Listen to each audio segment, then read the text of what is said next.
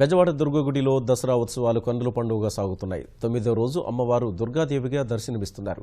పెద్ద సంఖ్యలో భక్తులు అమ్మను దర్శించుకుని ఆశీర్వచనాలు పొందుతున్నారు. ఇంద్రకీలాద్రిపై లక్ష కుంకుమార్చనలు ఘనంగా జరుగుతున్నాయి.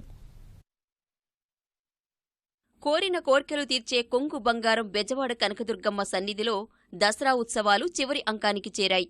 9వ రోజు అమ్మవారు దుర్గాదేవిగా భక్తులకు దర్శనమిచ్చారు. దసరా ఉత్సవాల్లో చివరి 3 రోజులు ఎంతో పవిత్రంగా భావిస్తారు. అందువల్ల పెద్ద సంఖ్యలో భక్తులు అమ్మవారి దర్శనానికి తరలివచ్చారు. ఆదివారం సెలవు కావడం వల్ల భక్తుల సంఖ్య కాస్త పెరిగింది. అమ్మవారి అవతారాల్లో దుర్గాదేవి రూపానికి ఎంతో ప్రాధాన్యం ఉంది. దుర్గాష్టమి నాడే అమ్మవారు దుర్గమాసురుడనే రాక్షసుణ్ణి సంహరించారు. అందుకే దుర్గతులు పోయి సద్గతులు కలిగేందుకు అమ్మవారి దర్శనానికి వచ్చినట్లు భక్తులు చెబుతున్నారు. దసరా ఉత్సవాలు ముగింపు దశకు చేరుకోవడంతో పెద్ద సంఖ్యలో భవానీలు అమ్మవారి దీక్ష విరమణ కోసం తరలివస్తున్నారు. అర్జున వీధిలో దీక్షా విరమణ కౌంటర్లు ఏర్పాటు చేశారు.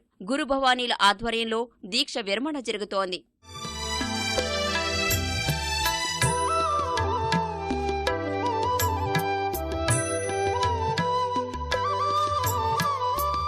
తెప్పోత్సవం ఘనంగా నిర్వహించేందుకు భారీ ఏర్పాట్లు చేస్తున్నారు.